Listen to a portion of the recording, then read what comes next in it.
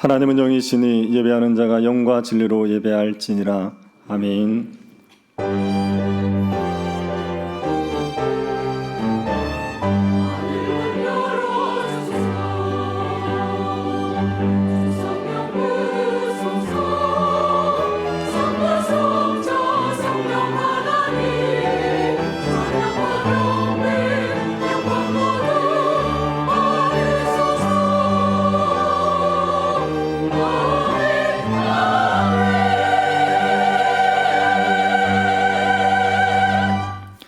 우리를 사랑하셔서 하나님의 아들이신 주님께서 인간의 몸을 입고 이 땅에 오심을 감사드립니다.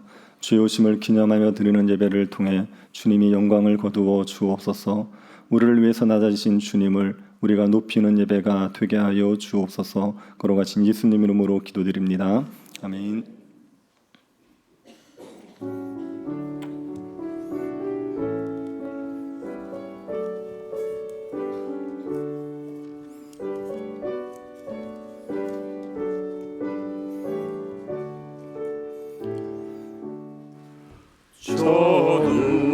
저들밖에 한밤중에 양뜸에 자던 목자들 천사들이 전하여 준 전하신 소식 들었네. 노엘 노엘 노엘 노엘 이스라엘 왕이 나셨네. 저 동방의 별 하나가 이상한 빛을 비추어 이 땅 위에 큰 영광이 나타날 징조모였네. 노엘 노엘 노엘 노엘 이스라엘 왕이 나셨네. 그 한 별이 베들레헴 향하여 바라가더니 아기 예수 누구신지 그 위에 오자 멈췄네. 노엘 노엘 노엘 노엘 이스라엘 왕이 나셨네. 저 동방의 박사들이 새아기 보고 절하고 그 법에 다 열어서 세 가지의 물들였네. 노엘 노엘 노엘 노엘 이스라엘 왕이 나셨네. 아멘. 전능하사 천지를 만드신 하나님 아버지를 내가 믿사오며 그 외아들 우리 주 예수 그리스도를 믿사오니 이런 성령으로 잉태하사 동정녀 마리아에게 나시고 본디오 빌라도에게 고난을 받으사 십자가에 못 박혀 죽으시고 장사한 지 사흘 만에 죽은 자 가운데서 다시 살아나시며 하늘을 오르사 전능하신 하나님 우편에 앉아 계시다가 주로서 산자와 죽은 자를 심판하러 오시리라. 성령을 믿사오며 거룩한 공예와 성도가 서로 교통하는 것과 죄를 사하여 주시는 것과 몸이 다시 사는 것과 영원히 사는 것을 믿사옵나이다. 아멘.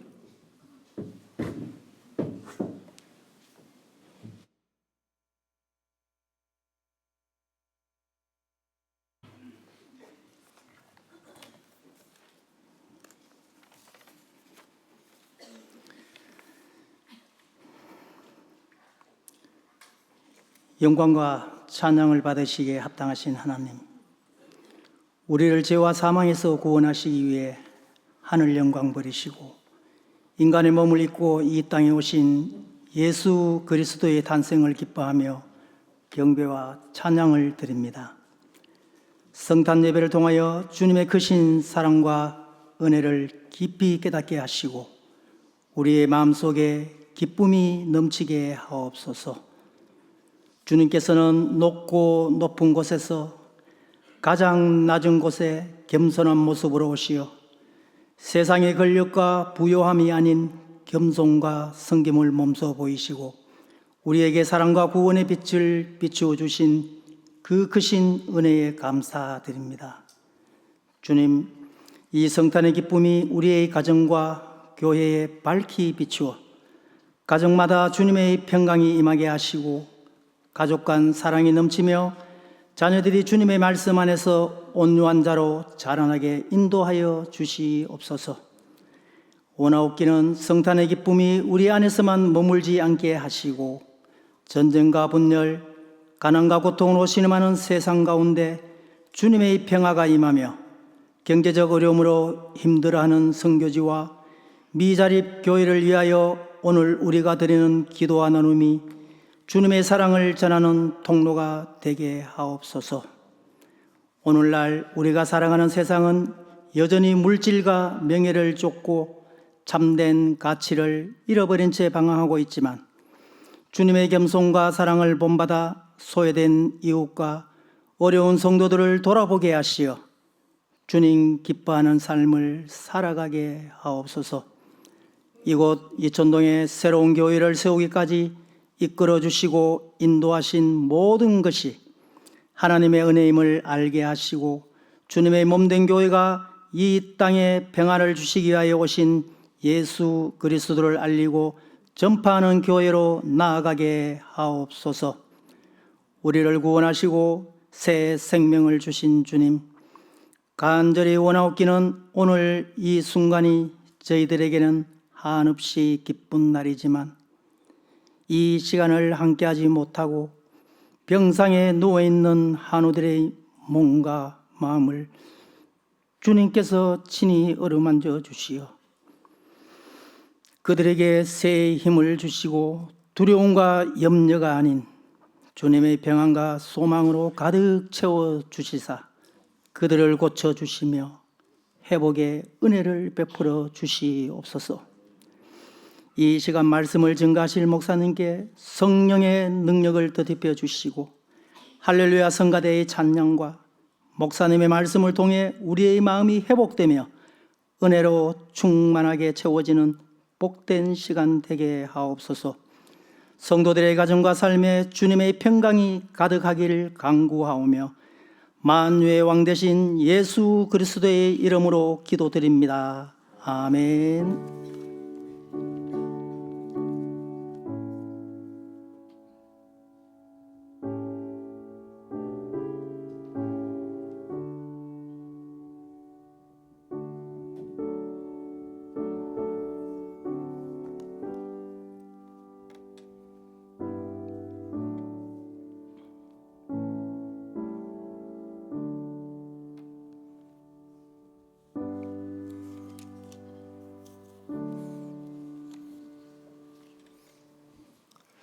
말씀을 보겠습니다. 요한 1서 3장 7절에서 10절입니다. 찾아서 한 절씩 기도하겠습니다.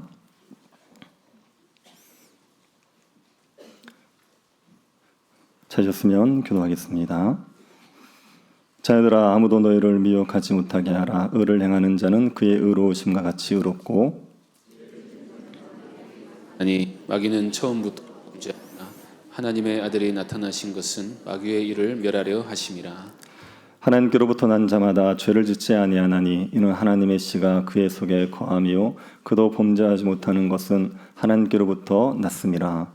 이러므로 하나님의 자녀들과 마귀의 자녀들이 드러나느니 무릇 의를 행하지 아니하는 자나 또는 그 형제를 사랑하지 않은 자는 하나님께 속하지 아니하니라. 아멘.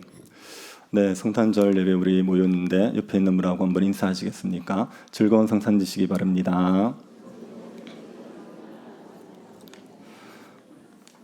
예수님의 탄생만큼 인류의 역사를 바꾸어 놓은 일이 없습니다. 예수님처럼 이 땅에 많은 영향을 끼치신 분이 없지요.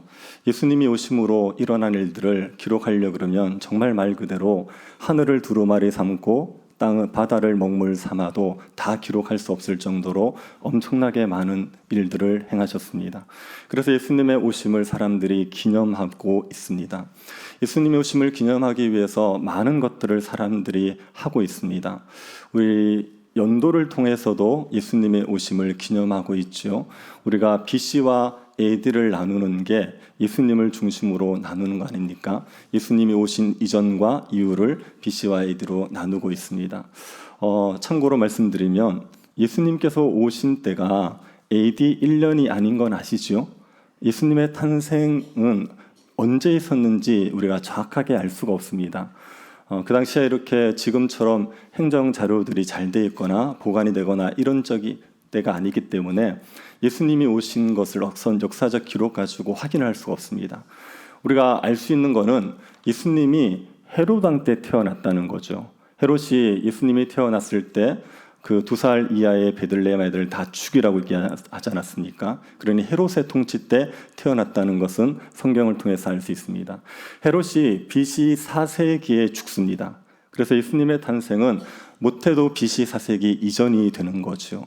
그래서 여러분이 5층을 가보시면 세상의 역사가 쫙 이렇게 되었는데 예수님의 탄생 역사를 BC 5년경으로 기록해놨습니다. 정확하게 모르기 때문에.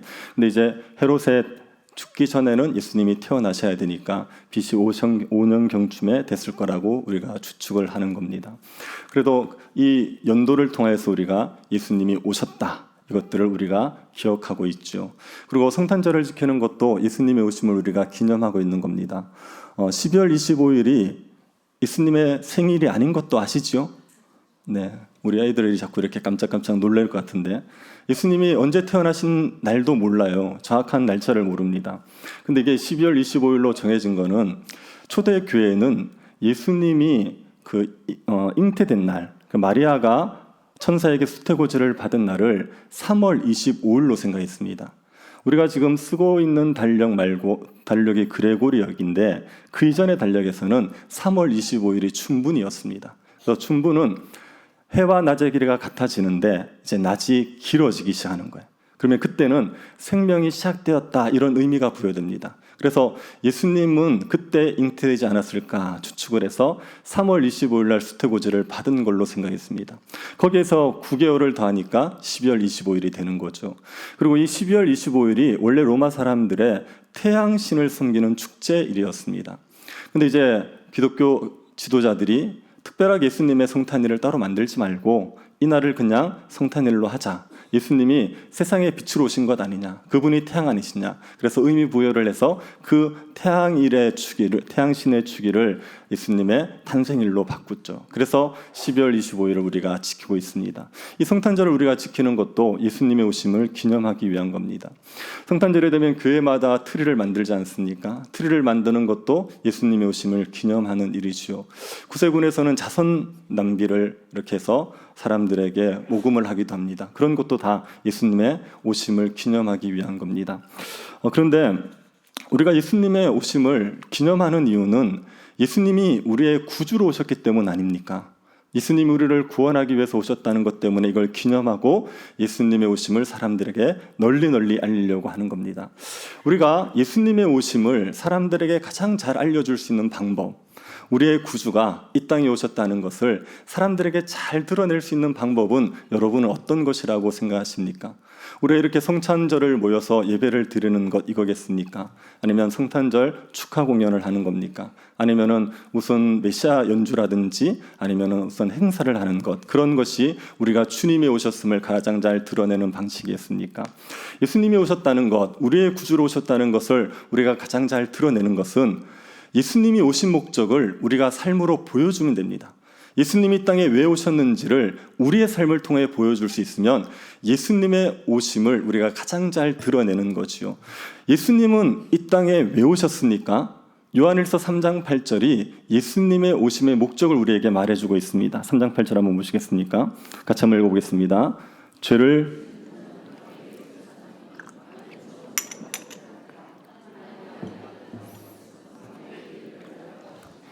하나님의 아들은 왜 나타나셨습니까? 마귀의 일을 멸하기 위해서. 예수님이 이 땅에 오신 목적이 뭐냐면 마귀의 일을 멸하기 위해서 오신 겁니다. 그래서 예수님이 오셨다는 것을 가장 잘 드러내는 것은 예수님이 마귀의 일을 멸했다, 이걸 우리가 보여주면 그러면 가장 잘 드러내는 거죠. 뭐 다른 것들도 예수님의 오심을 보여주겠지만 예수 믿는 사람들이 예수님은 마귀의 일을 멸하러 오셔서 이것을 우리의 삶으로 드러낼 수만 있다면 이것만큼 효과적인 게 없는 겁니다. 어떻게 하면 우리가 예수님이 마귀의 일을 멸하러 오셨다는 것을 드러낼 수 있습니까? 그것을 알기 위해서 먼저 마귀의 일은 무엇인지를 한번 생각해 보죠. 그리고 예수님이 마귀의 일을 어떻게 멸하셨는지, 그리고 우리는 예수님이 마귀의 일을 멸했다는 것을 어떻게 드러낼 수 있는지 한번 생각해 보도록 하겠습니다. 마귀의 일은 무엇입니까? 3장 8절 다시 한번 봅시다. 같이 읽겠습니다. 죄를 짓는 자는 마귀에게 속하나니 마귀는 처음부터 범죄함이라. 하나님의 아들이 나타나신 것은 마귀의 일을 멸하려 하심이라. 마귀의 일은 무엇이죠? 죄를 짓는 게 마귀의 일입니다. 마귀는 처음부터 범죄했다고 얘기하고 있습니다. 마귀가 처음부터 범죄했다는 이야기는 마귀가 죄를 시작했다는 겁니다. 죄는 하나님이 만드신 게 아니죠. 죄는 마귀가 시작한 겁니다. 마귀가 죄를 시작해서 사람들을 유혹해서 죄에 빠지게 만들죠. 죄의 근원은 마귀인 겁니다. 이 마귀가 사람들을 죄에 빠지기 위해서 쓰는 방식이 간계죠. 속이는 겁니다.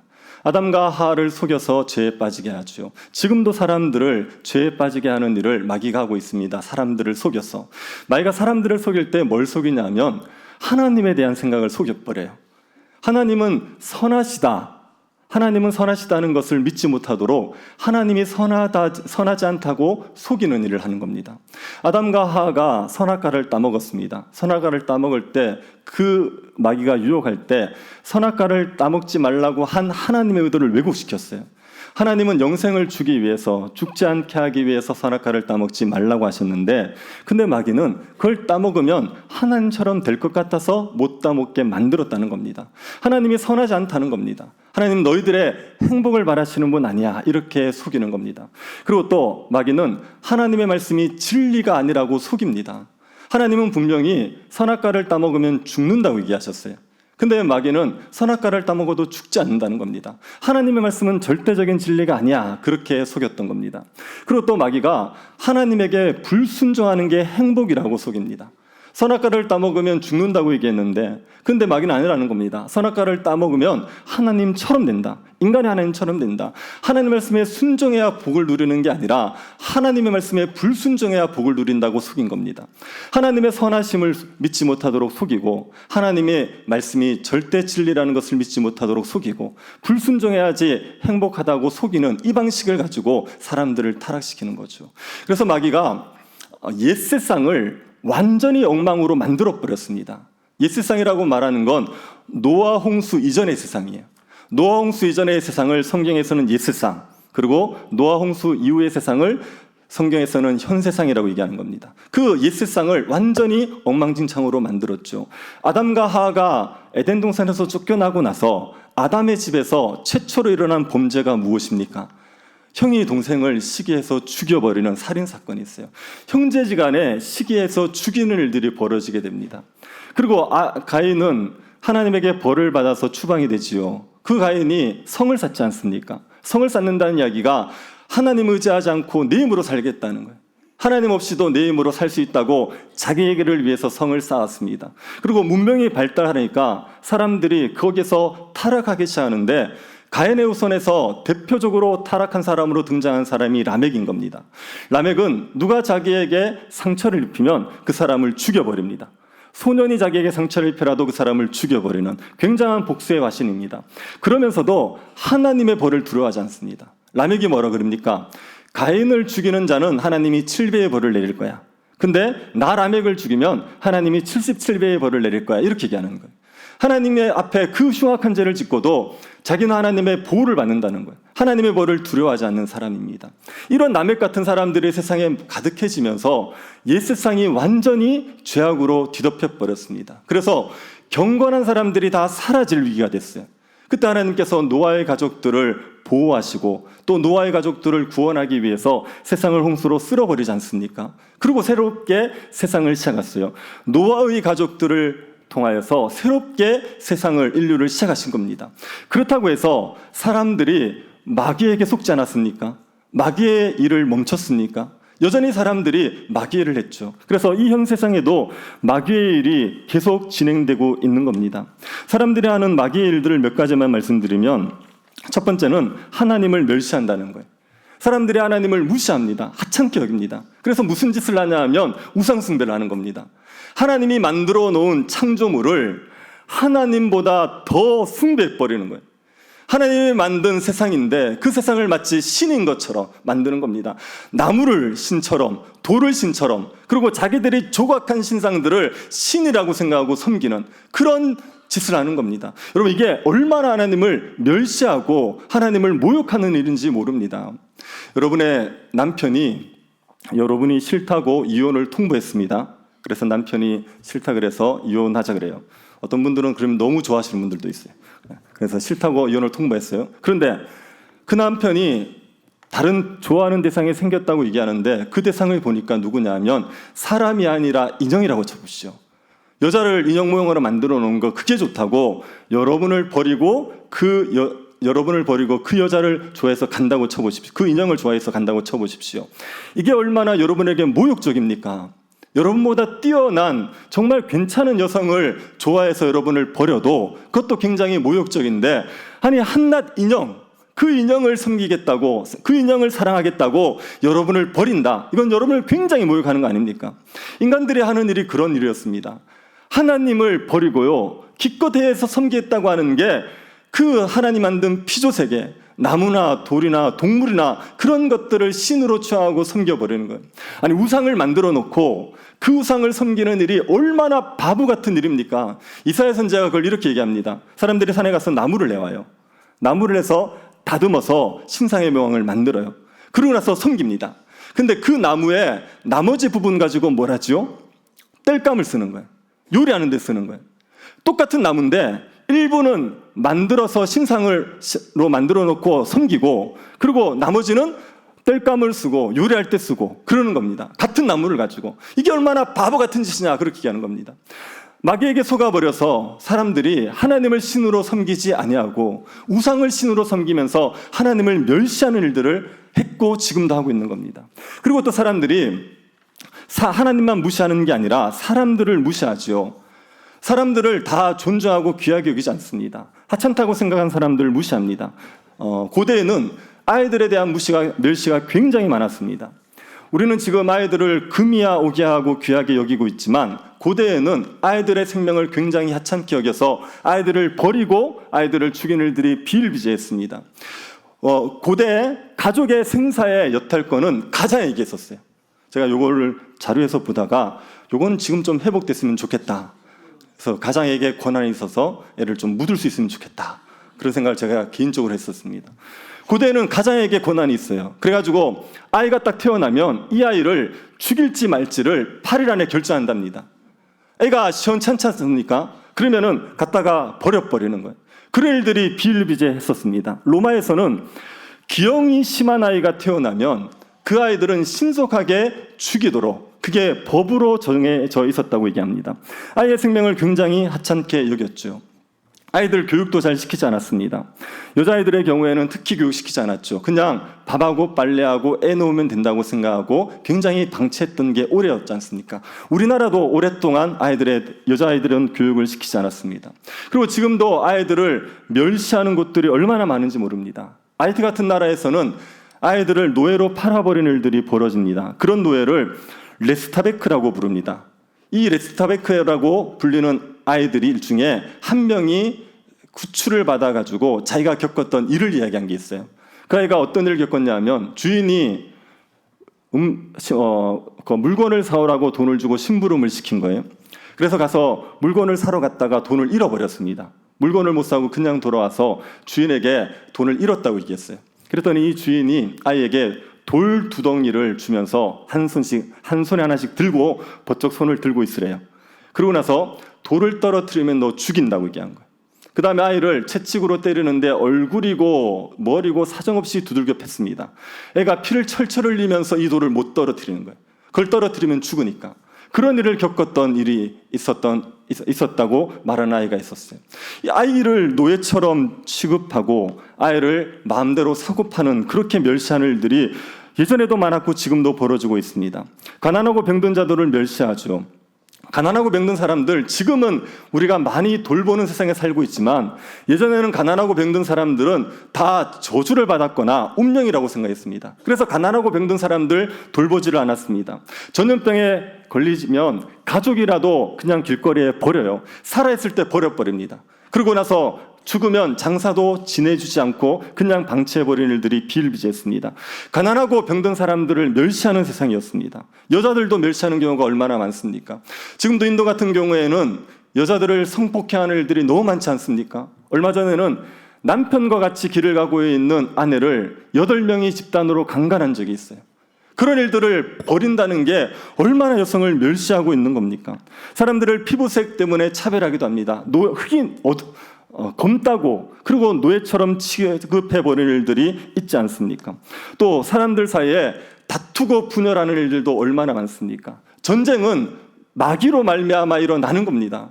전쟁을 일으켜서 얻고자 하는 것들이 뭐지요? 땅덩어리 좀, 재산 좀, 그걸 위해서 수천 명, 수만 명을 죽여도 괜찮겠습니까? 그런 전쟁을 벌이고 있다는 것은 그거는 마귀의 짓에 속고 있는 거죠. 사람들을 무정하게 대하는 것도 있습니다. 다른 사람들을 돌보지 않아요. 자기만 생각합니다. 예전에 중국에서 굉장히 충격적인 일들이 있어서 이슈가 된 적이 있어요. 아이가 길거리에서 차에 치였는데 아무도 돌보지 않았습니다. 그냥 방치해버렸어요. 그래서 다시 그 아이가 치는 일이 벌어졌습니다. 아이가 차에 치면 누구라도 돌보는 게 정상일 것 같은데 그런데도 돌보지 않는 거예요. 그렇게 무정해지는 겁니다. 이런 것들이 마귀의 일들이에요.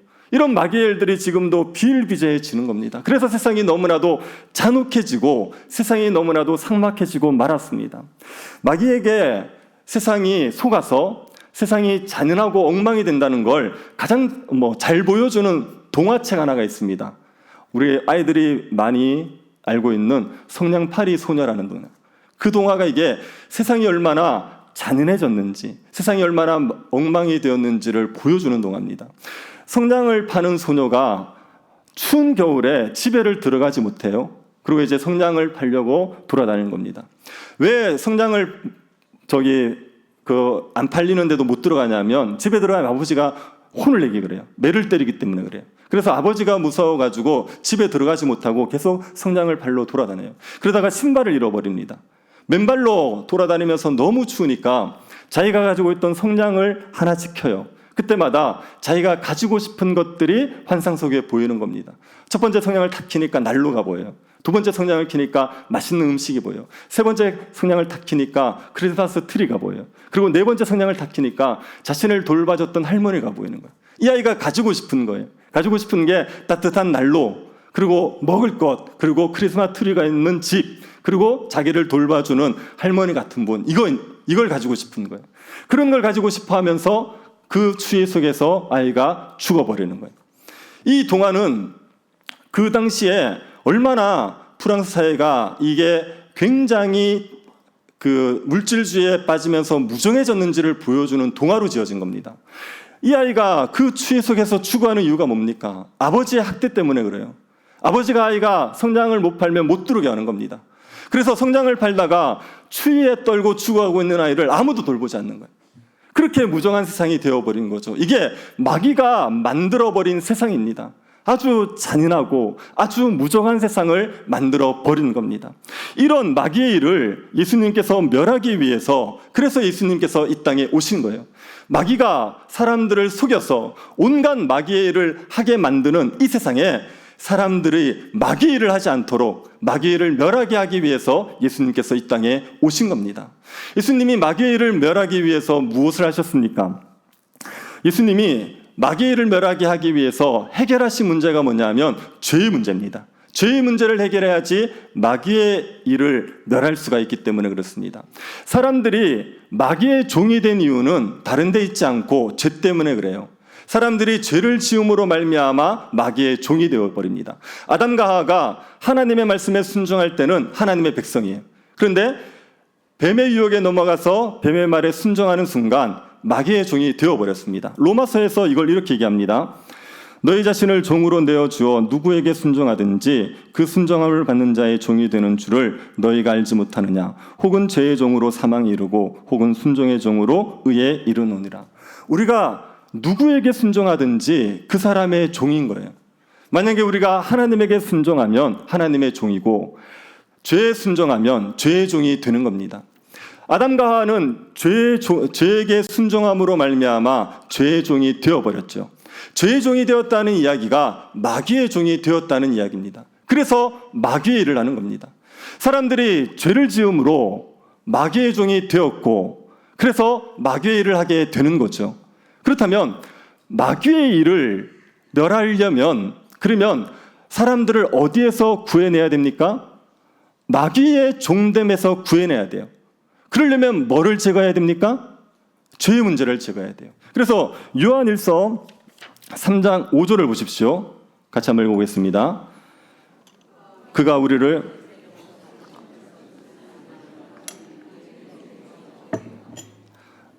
3장 8절에서는 예수님께서 마귀의 일을 멸하기 위해서 오셨다고 얘기했습니다. 그런데 3장 5절에서는 뭐를 없애려고 나타나셨다고요? 죄를 없애려고요. 마귀의 일을 멸하는 것과 죄를 없애는 게 같은 일이에요. 죄를 없애야 사람들이 마귀의 종에서 벗어납니다. 그래야지 마귀의 일을 하지 않을 수 있어요. 그래서 예수님은 이 땅에 죄를 없애기 위해서 오신 거죠. 예수님이 죄를 없애기 위해서 오셔서 하신 일이 세 가지입니다. 첫 번째, 우리를 위해서 십자가에서 죽으신 거죠. 우리가 지은 죄, 그 죄는 벌을 받기 전에는 절대로 없어지지 않아요. 우리가 잘못했다고 해서 죄가 용서되는 거 아닙니다. 죄는 반드시 벌을 받아야 없어지는 겁니다. 그런데 우리가 그 죄에 대한 벌을 받으면 우리는 사형에 처해야 됩니다. 죄의 삭은 사망이니까. 우리가 죽어야 됩니다. 우리가 죽으면 안 되지 않습니까? 그래서 우리 대신에 예수님에게 벌을 내리게 하기 위해서 하나님께서 예수님을 이 땅에 보내신 거죠. 예수님은 우리 대신에 십자가에서 죽으심으로 말미암아 벌을 받기 위해서 이 땅에 오신 겁니다. 예수님이 우리 대신 십자가에서 죽기 위해서 예수님에게 갖춰야 될 조건이 세 가지였습니다. 첫 번째가 예수님은 인간이 되셔야 됐어요. 예수님은 자기 백성들의 대표로서 하나님의 벌을 받는 겁니다. 자기 백성들의 모든 죄를 대신 지고 예수님이 하나님의 벌을 받아야 되기 때문에 예수님은 자기 백성의 대표가 되셔야 돼요. 그런데 인간의 대표는 인간 외에는 어떤 것도 될 수가 없습니다. 동물이 인간의 대표가 될 수 없습니다. 하나님도 인간의 대표가 될 수 없습니다. 예수님이 우리 자기 백성들을 대신해서 대표로서 죽기 위해서는 예수님은 인간으로 오셔서야 되는 겁니다. 그래서 예수님께서 그 하나님이심에도 불구하고 인간의 몸을 입고 이 땅에 오신 거죠. 그리고 두 번째로 예수님이 죄가 없으셔야 돼요. 예수님에게 죄가 있지 않습니까? 그러면 예수님이 다른 사람을 대신해서 죽을 수 없어요. 자기의 죄 때문에 죽는 겁니다. 예수님이 죄가 없어야지 다른 사람들을 대신해서 죽는 대속의 제물이 될 수가 있는 겁니다. 그래서 여러분, 예수님이 태어나실 때 동정녀의 몸에서 성령으로 잉태되어서 동정녀의 몸에서 태어나시죠? 왜 굳이 그 방식으로 오십니까? 그냥 요셉과 마리아가 결혼하고 태어나시면 되지. 굳이 동정녀에게서 태어나신 이유, 성령으로 잉태되어 동정녀에 태어나신 이유는 예수님이 죄 없는 몸으로 오시기 위해서입니다. 이 땅 사시는 동안도 예수님이 단 한 번의 죄도 짓지 않으시는 거예요. 예수님께서 사탄의 시험을 다 물리치셨다. 이건 뭘 보여주냐면 예수님이 죄를 안 지으셨다는 걸 보여줘요. 죄의 유혹들을 받으실 때마다 다 이겨내시고 죄를 짓지 않고 완전히 의롭게 사셨다는 걸 보여주는 겁니다. 그래야 우리 대신에 예수님께서 십자가에서 죽으실 수가 있는 겁니다. 그리고 예수님이 하나님이셔야 돼요. 만약에 예수님이 인간이지 않습니까? 인간이시면 예수님이 대신 죽을 수 있는 사람은 몇 명입니까? 아무리 예수님이 죄가 없다 그래도 예수님은 한 명밖에 대신할 수 없는 거예요. 그래서 예수님이 인간일 뿐이면 한 사람만 구원할 수 있는 겁니다. 예수님이 하나님이셔야지 자기 백성들의 죄를 다 지고 예수님께서 죽으실 수가 있는 거예요. 그래서 예수님이 하나님으로 이 땅에 오셨어야 되는 겁니다. 하나님의 이신 그분이 인간으로 오셔서 우리의 죄를 위해서 죽으셔야지 예수 믿는 모든 사람들의 죄가 용서를 받을 수 있어요. 그래서 예수님께서 하나님이신 그분이 인간으로 오셔서 자기 십자가에서 우리 대신에 죽으신 겁니다. 그리고 예수님이 하신 일이 성령으로 말미암아 이 복음을 전하신 겁니다. 예수님이 십자가에 죽으신 것, 이것들은 사실이랄지라도 사람들이 이걸 모르면 믿을 수 없지 않습니까? 그래서 예수님께서 성령을 부으셔서 예수 믿는 사람들로 하여금, 그 제자들로 하여금 이 복음을 전하게 하신 거죠. 하나님의 아들이 우리를 위해서 이 땅에 오셔서 십자가에서 죽으시고 부활하셨다. 그 예수님을 믿으면 누구든지 구원을 얻는다. 이 복음을 전하게 만드신 겁니다. 그리고 예수님이 그 복음을 사람들이 믿게 만드셨어요. 성령으로 말미암아. 복음이 좋은 건데 이 복음을 믿으면 사람들이 마귀의 종에서 벗어나서 마귀의 일을 그만둘 수 있는데, 그런데 사람들이 복음을 믿지 않으면 소용이 없지 않습니까? 그래서 예수님께서 성령으로 말미암아 사람들이 그 복음을 믿을 수 있도록 만들어 주시는 거죠. 복음을 전파하는 것도 예수님이 하시는 거지만 사람들이 복음을 믿게 하는 것도 예수 그리스도가 하시는 겁니다. 성령을 통하여 마음의 믿음으로 받아들이게 만들어 주시는 거죠. 그렇게 해서 예수 믿는 사람들이 죄의 문제를 해결받고 마귀의 종노릇에서 벗어나게 만들어 버리는 겁니다. 그러면 그 사람들은 뭘 하지 않습니까? 예수 믿는 사람들은 마귀의 일을 하지를 않게 되는 거죠. 그래서 3장 9절 한번 보십시오. 요한일서 3장 9절 같이 읽어보겠습니다.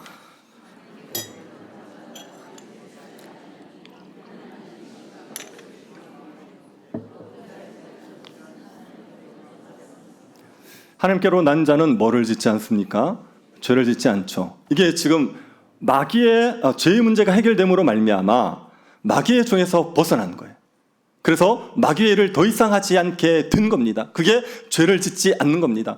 하나님께로 난 자들, 예수 믿는 사람들은 죄를 안 지어 이렇게 얘기하면 그 사람, 예수 믿는 사람들은 전혀 죄를 안 짓는다 이렇게 얘기하는 겁니까? 그렇지 않죠. 예수 믿는 사람들도 죄를 짓지 않습니까?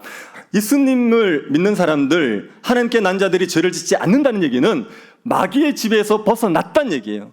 죄의 지배에서 벗어났다는 얘기입니다. 그래서 예수 믿는 사람들이 간헐적으로 죄를 짓지만 지속적으로 죄를 짓지는 않습니다. 그게 이제 마귀의 종에서 벗어나서 마귀의 일을 그쳐버리게 되는 거예요. 예수 믿는 사람들은 그래서 마귀의 일들을 하지 않습니다. 제가 앞서 몇 가지 마귀의 일들을 말했지 않습니까? 그 하나님을 멸시하는 죄. 예수 믿는 사람들은 그런 일을 하잖아요. 예수 믿는 사람들은 참되게 하나님을 예배합니다. 이 땅에서 하나님을 바르게 예배할 수 있는 유일한 사람들이 누구냐면 예수 그리스도를 믿는 사람들이에요. 사마리아 여인이 예수님에게 물었죠. 예배는 어디서 드려야 됩니까? 그랬더니 예수님이 여기도 저기도 아니다. 예배 드리려면 뭘로 드려라? 영과 진리로 예배를 드려라. 그건 성령으로 말미암아 예수를 믿는 사람들이 예배를 드릴 수 있다는 얘기거든요. 그래서 예수 믿는 사람들은 참되게 하나님을 예배할 수가 있는 거예요. 그 하나님을 멸시하는 죄를 짓지 않습니다. 그리고 예수 믿는 사람들은 사람을 멸시하지도 않습니다. 어린아이들을 멸시하는 그 짓, 예수 믿는 사람들이 싸우고 그 짓을 끊어버렸습니다. 로마의 황제 중에 콘스탄틴 황제가 아이들을 유기하는 것들을 법으로 금지하는 걸 시켰습니다. 기독교를 개정하고 나서, 그러고 나서 아이들을 살해하지 못하도록 법으로 막았어요. 그리고 고대에는 젊은 사람들의 평균 수명이 굉장히 짧았습니다. 30세. 그러다 보니까 아이들이 고아가 굉장히 많았어요. 그 고아를 돌보는 일들을 누가 했냐면 예수 믿는 사람들이 하기 시작했습니다. 아이가 세례를 받을 때 그때 대부모라는 걸 세워요. 그 대부모들은 아이의 부모님이 일찍 죽지 않습니까? 그러면 그 부모를 대신해서 이 아이를 돌보는 일을 하는 겁니다.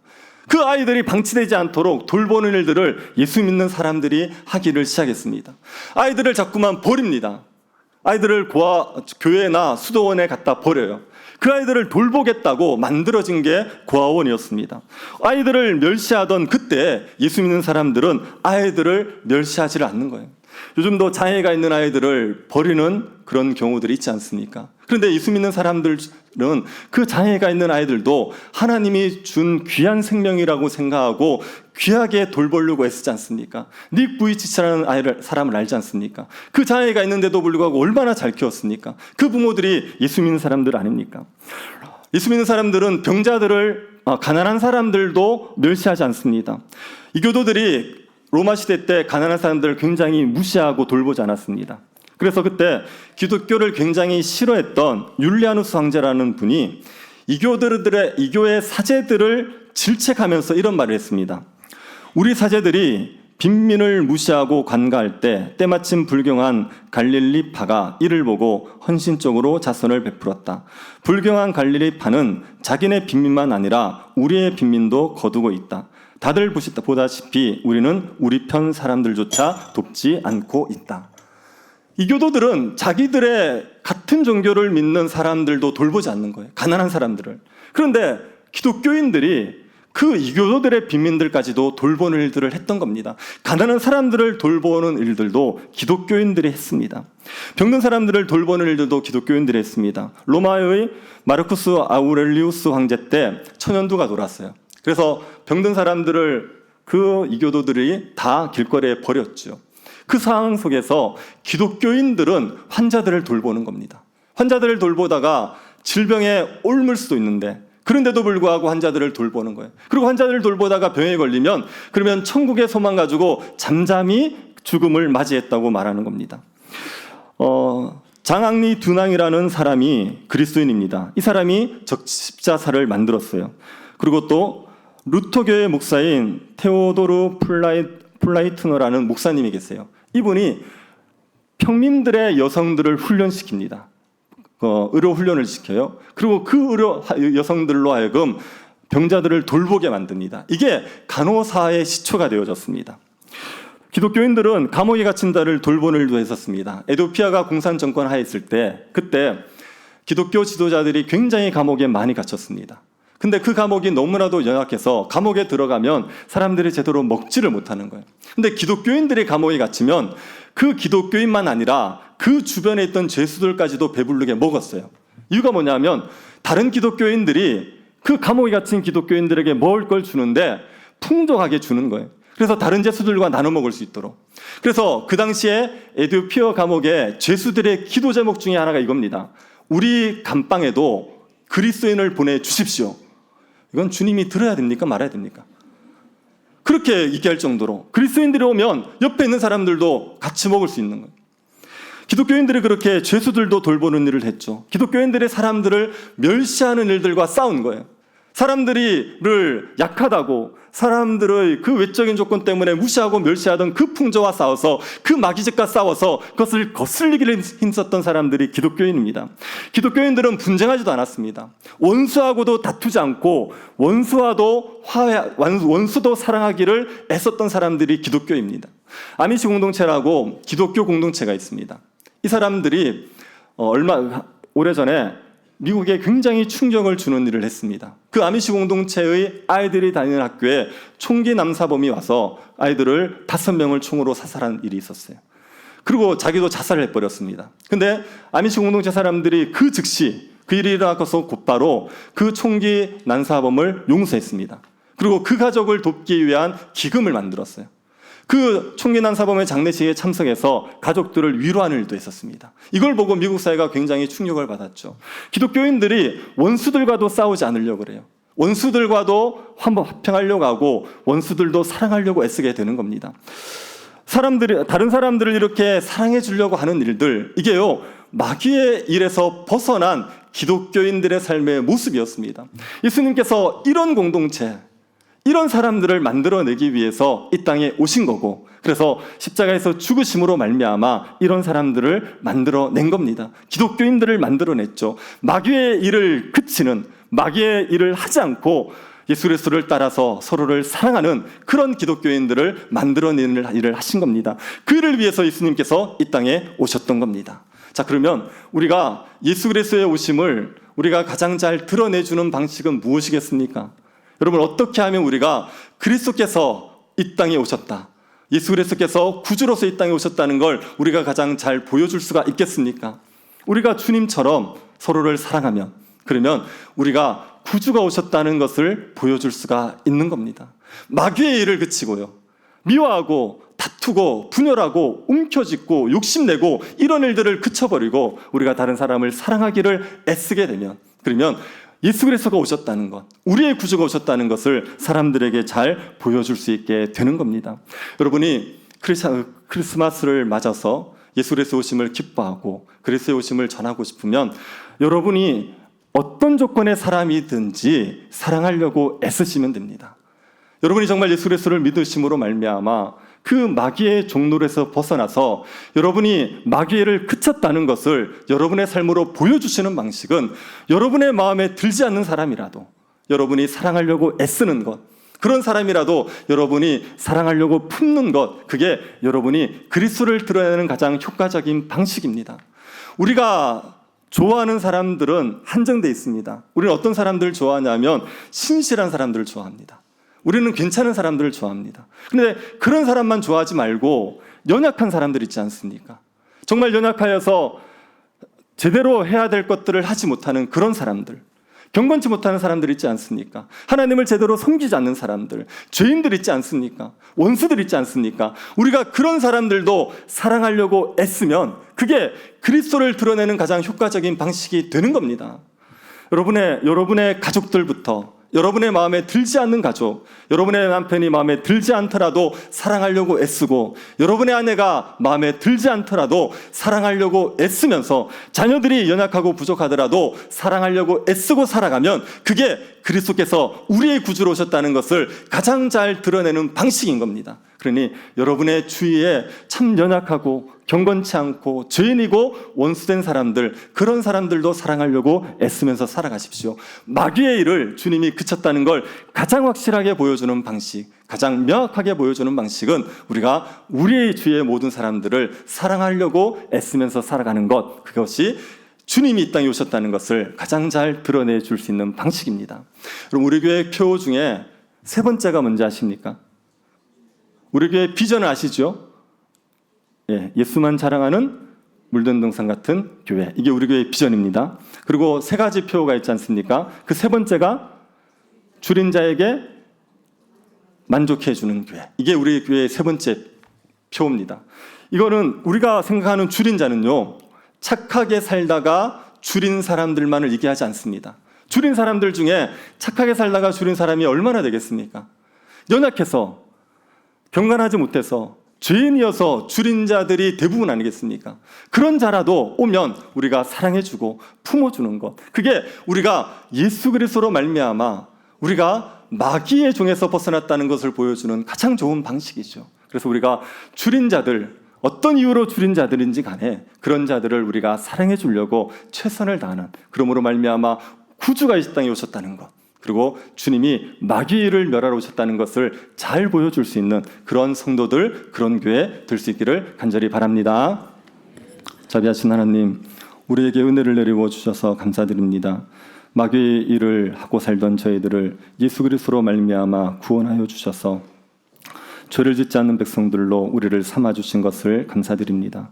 하나님 아버지, 우리가 다시는 그리스도의 종으로서 죄를 짓지 아니하고 마귀를 그칠 수 있도록 은혜 내리워 주옵소서. 다투고 분열하고 싸우는 삶에서 돌아서게 하여 주시고, 연약하고 경건하고 죄인이고 원수된 사람들까지도 사랑하기를 힘쓸 수 있는 주의 백성들이 되게 하여 주옵소서. 걸어가신 예수님 이름으로 기도드립니다.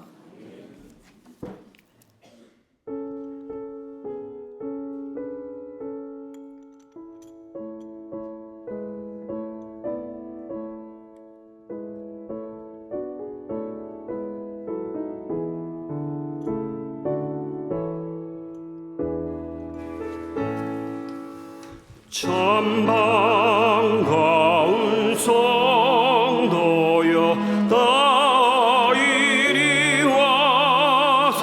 베들레헴 성 안에 가봅시다. 저 구유에 놓이신 아기를 보고 엎드려 절하세 엎드려 절하세 엎드려 절하세 구준하셨네.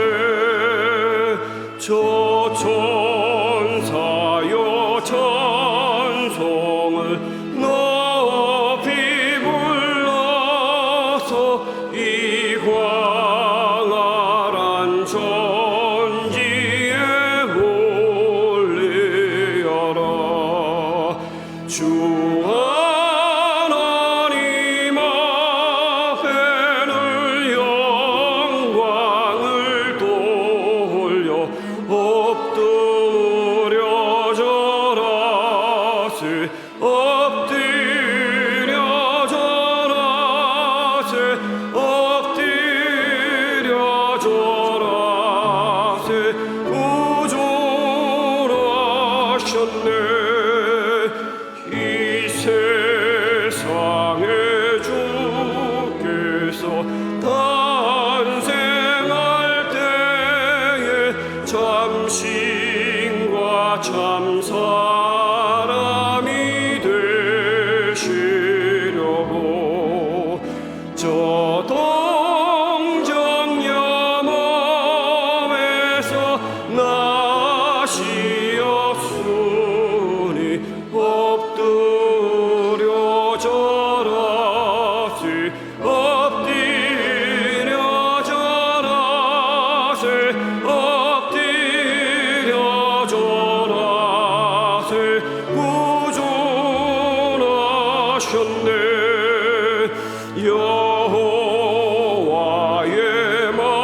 말씀이 육신을 입어 날고 날고 주가 되셨도다. 늘 감사한 찬송을 주 앞에 드려 엎드려 절하세 엎드려 절하세 엎드려 절하세 구준하셨네. 아멘.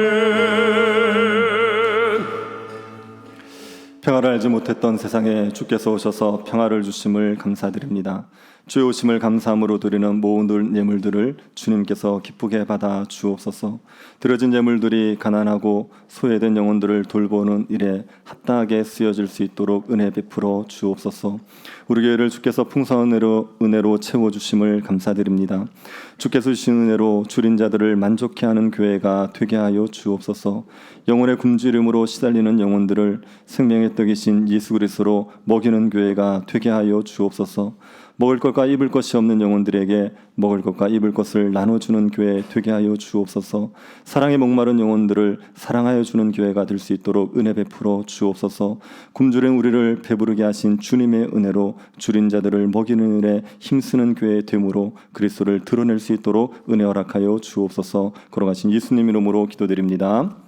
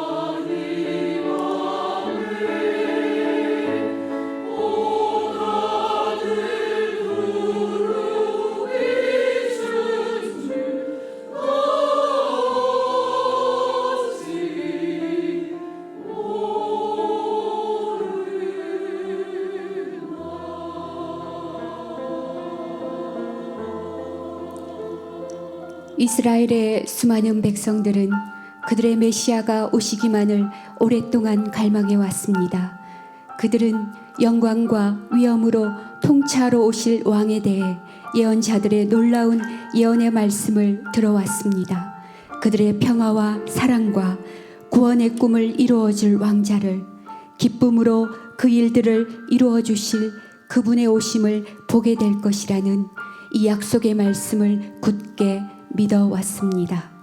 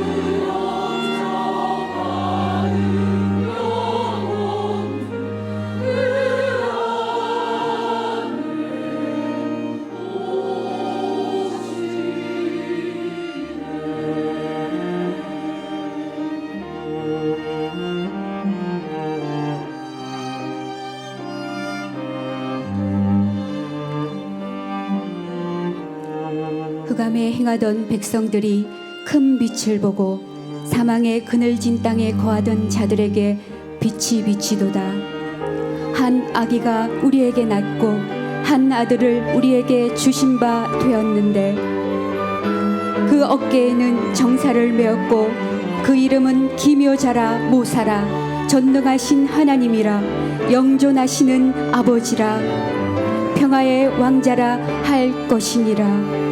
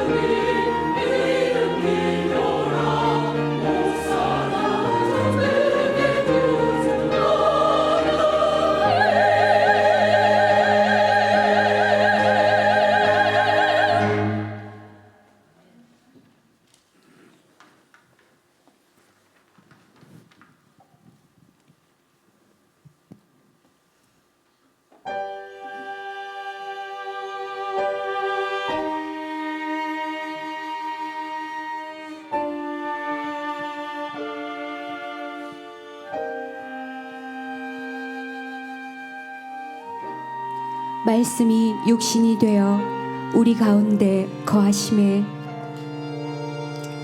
우리가 그 영광을 보니 아버지의 독생자의 영광이요 은혜와 진리가 충만하더라.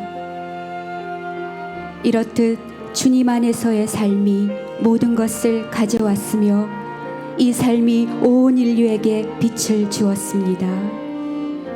이제 그 빛이 어둠 속의 빛이었으니 어두움이 더 이상 거하지 못하게 되었습니다.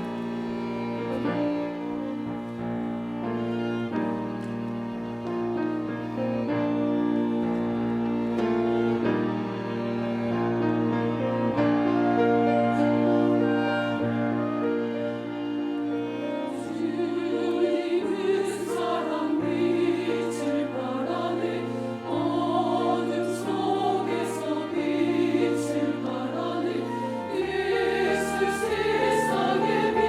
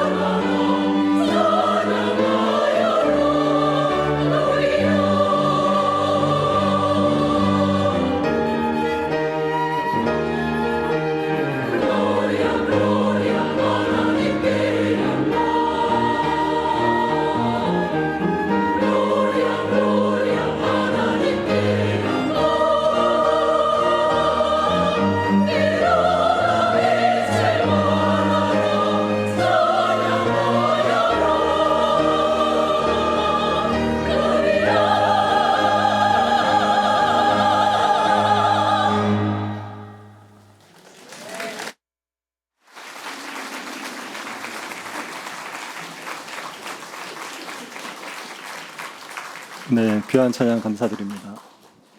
귀한 찬양 감사드립니다. 우리 수고한 우리 찬양대 그리고 또 우리를 위해서 아들을 보내주신 하나님께 감사의 박수를 올려드리도록 하겠습니다.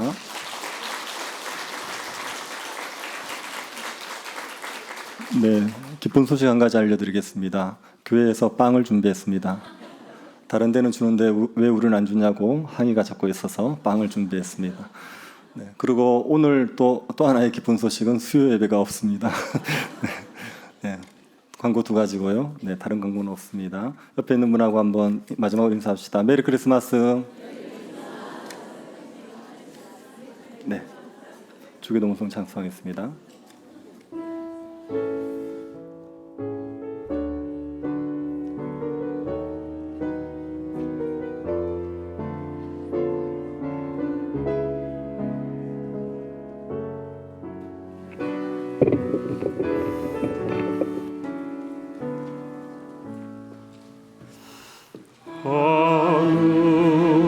하늘에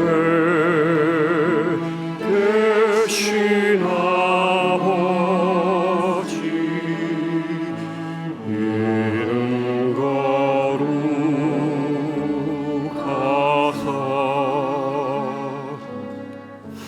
주님 나라 임하시고 뜻이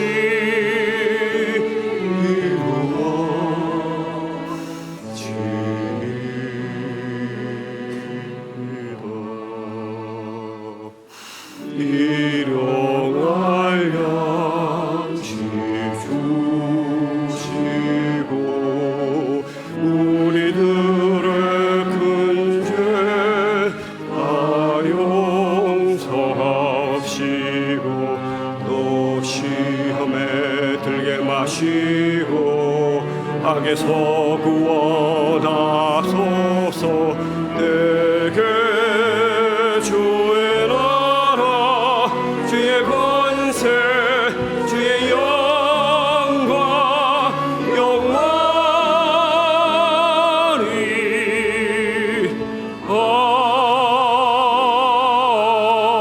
아멘.